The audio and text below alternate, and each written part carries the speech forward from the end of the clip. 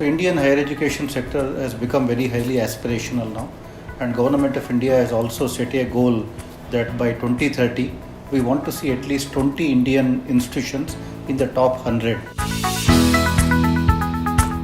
One of the things which is becoming very important is the internationalization. So now there is a major Study in India program, offered by Government of India. Even IIT Delhi has launched major international, relationship kind of programs. We are attracting the PhD students into our programs from all over the world. We have announced 500 PhD fellowships, and I think given all this, the internationalization is of importance for us.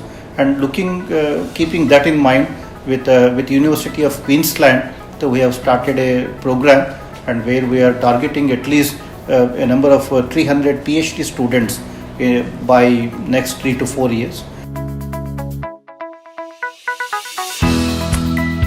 I personally think that India, Australia have everything to gain by looking at by collaborating in the higher education space. The University of Queensland IIT Delhi program already shows a lot of promise.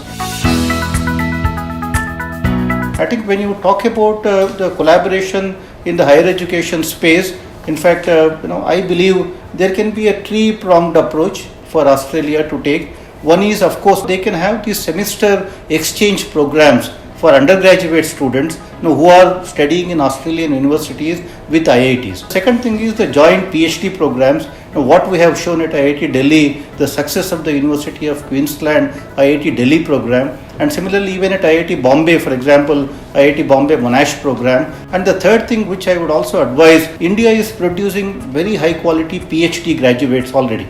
At IIT Delhi, for example, we graduate about 400 PhD students every year, and many of the top institutions in the country are also doing that. Now Australia can have a national level postdoctoral fellowship program, attract some of these the PhDs from India to do postdoctoral fellowships in Australia. I think that will also put Australia and India in a very advantageous position as compared to many other countries.